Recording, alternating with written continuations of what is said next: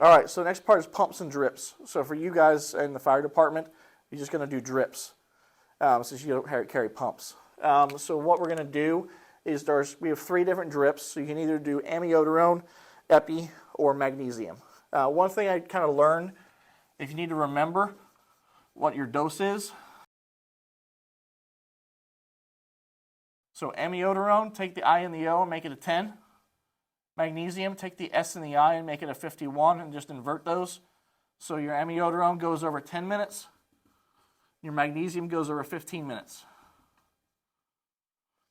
Okay, so from that point we can do our med math. So let's say we're going to give amiodarone over 10 minutes. So we're going to use the 100-drop bag. Right now I don't have a 100-drop, I just got a liter bag. You can use that to do this test with. So we're just going to take 100 mLs over 10 minutes. So that's going to be 10 mLs over 1 minute, which is going to be 10 mLs over 60 seconds, which will be about 1 drop every 6 seconds. There's about 4 or 5 different ways to do your med math. Whichever way you like to do it is fine. I like to fractionate mine down.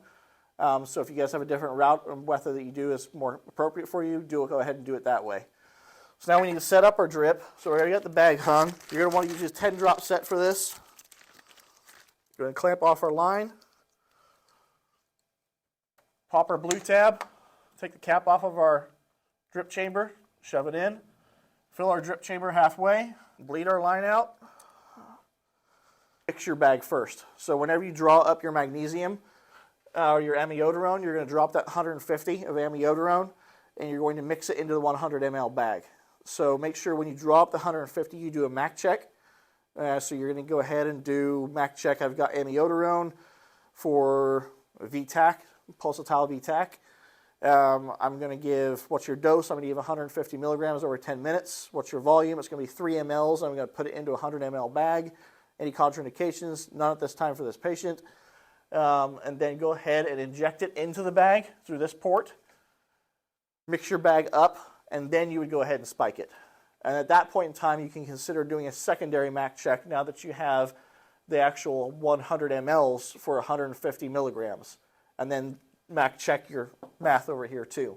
Make sure our partner gets the same math as you. So now that we have that done, we're going to get 1 drop about every 6 seconds. So we're just going to slowly turn this on until we start getting drops. That's getting pretty close. About 1 drop every 6 seconds. That's all you got to do for that. Reassess your patient, reevaluate, and check your vital signs.